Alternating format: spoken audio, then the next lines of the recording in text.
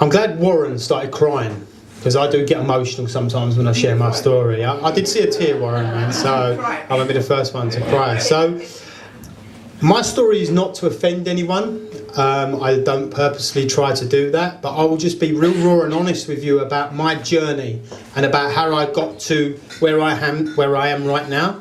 And I'm going to share my experience and the journey as briefly as I can, and then tell you a little bit about my philosophy now and how I live my life.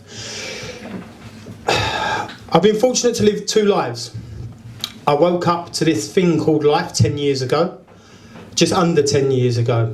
In December the 28th, I will be clean and sober 10 years from alcohol, cocaine, and towards the end of my drinking, crack as well. I just started getting into...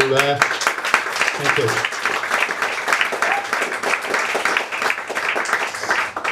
And it was a long journey. And I was just speaking to a young lady at the back there, and I was saying, addiction for me is this. Everyone seems to think that addiction is the food. Everyone seems to think addiction is the drink and the drugs. Okay? If that was the case, every single person on the planet would be addicted to it. Addiction is something that's going on deep-rooted within the individual. The drink, the drugs, the food, the sugar, all that stuff. It's quite an ironic place to talk about addiction to alcohol and that in there. Look at what his wine ran me. Comes deep-rooted. It comes deep-rooted.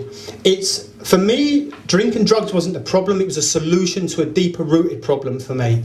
I suffered with depression from a young boy. I never felt loved. I never felt accepted by people.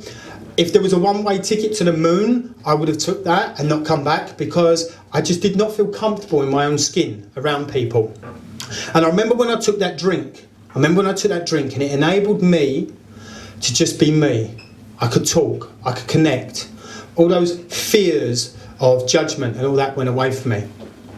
Now, I don't have time to talk about my whole journey through addiction, but I'm going to share with you where it took me and what I'd done and who I become as a human being through these struggles I was having. So it started off with weed. My mum said to me, it always starts off with weed. And I said, yeah, I'll be all right, it's just a bit of weed. Then it went to whiz. Then it went to cocaine. And then it went to crack. But be honest with you, they weren't really the problem. The problem was alcohol. Alcohol was the thing. That was the master in my life. I could not stop drinking for the life of me. And the times I did stop drinking was about 3 or 4 days. Right? And then I'm going to introduce you to the brat. The brat is that voice in the back of my head that told me I was worthless. I was never make anything of my life. I think the other lady earlier on called it that negative or the devil or something in her head. I call it the brat. And the brat's still there today. The brat was talking to me over there, saying to me, okay, no, they were good speakers them, you know, you've got a lot to live up to here. But I've learned today to disconnect from that and know that's not me. And I know that voice that comes up isn't necessarily pretty feeling like a psychopath with these voices in my head. But when I took that drink, it just gave me that sense of being. And it gradually got worse and worse. The consequences got worse. I only used to walk into my nan and granddad's house to steal money from them to spend on drink and drugs. That's all I used to do. I used to go in there, go upstairs, and it started off with £20. Then it became to £100. Then it come to the point my granddad was putting his wages in his wallet, and within an hour I was taking a whole lot out. Okay? Taking a whole lot out. I didn't care. I went to my house drunk, and I used to bully my brother.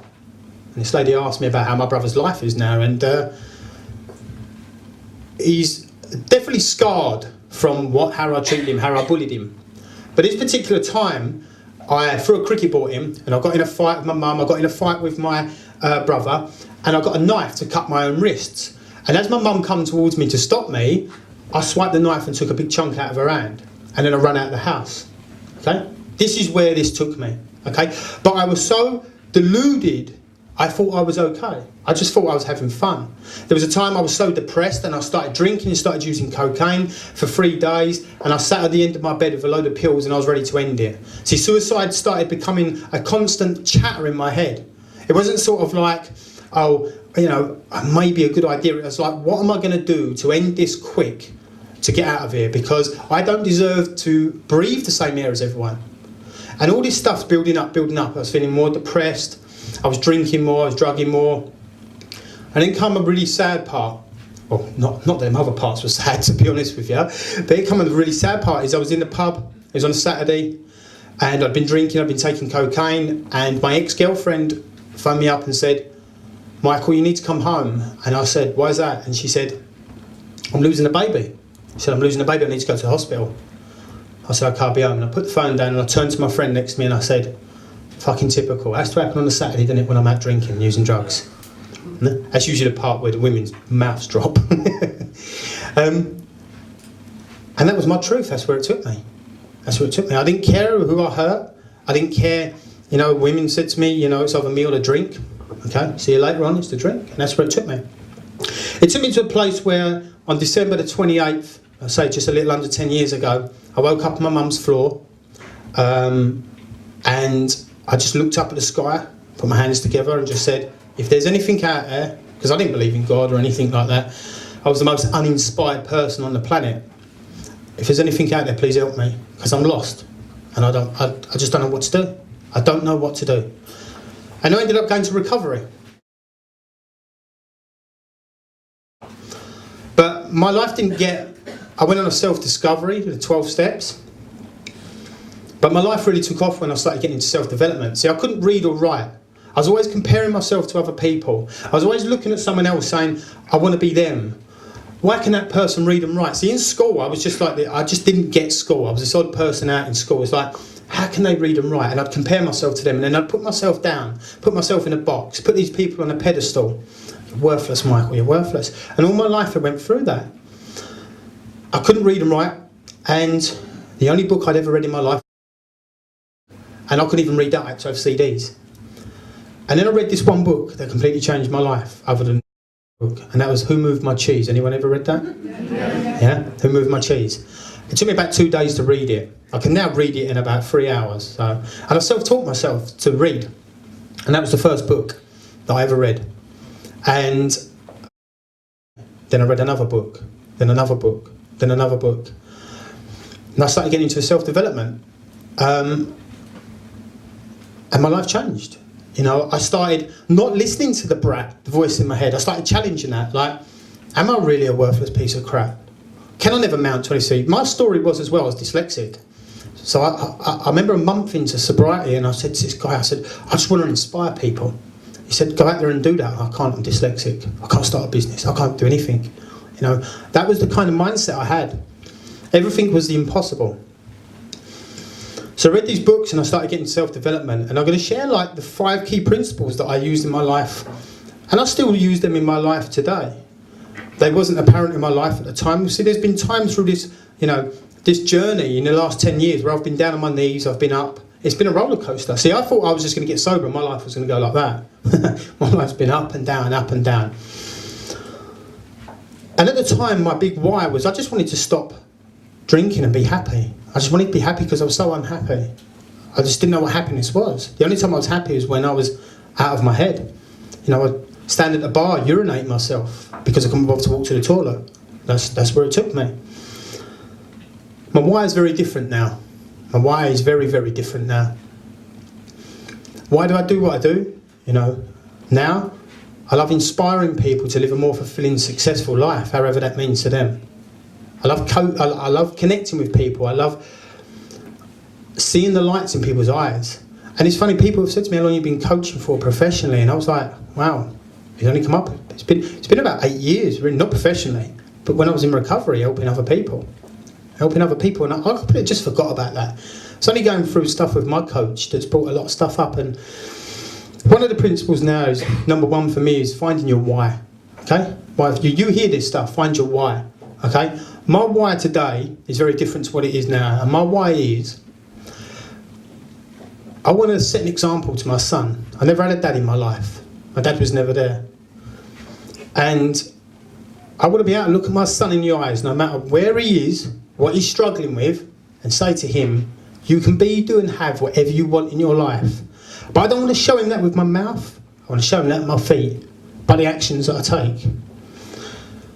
That's really passionate for me, because I never had a father. He was never there. So for me, it's about connecting with my son. And it was the best thing was my dad. The best thing that ever happened to me was my dad not being in my life, because my son will never be treated like that. The second is find my values. What are values? Find my deep values. My values were all wrong before. It was all business, business, business. It's being there for my family. It's being there, enjoying my life, having fun, meeting fun, creative, exciting people. Number 3, dream. I'm not into setting goals. I'm into dreaming big. By 2021, and this is the first time I've shared this in a big group, I want to stand at a sold-out O2 Arena and share by 2021. I want to do that. If I don't achieve that, it's not coming from a place that I've got to, I need to, I want to. If I don't achieve that, I'll go again. I'll set it again because it's something I want to do personally. Number 4, take action. Always take action. That's one thing that I wasn't doing, was taking action. And number 5 is this, and I'm standing up, so I'll come to the end. Number 5 is positive mental attitude. I'm not into positive thinking. I give it up, it made me miserable. Okay? Positive mental attitude. If you're sitting in a house and the house is falling down, you're saying to yourself, positively, the house ain't falling down, the house ain't falling down, you might be in trouble. Positive mental attitude, the house is falling down, what do I do? What do I do? Change the voices, the brat, change that. You can't do that, Michael. This is a problem. Okay, it's a problem. What can I do to change that?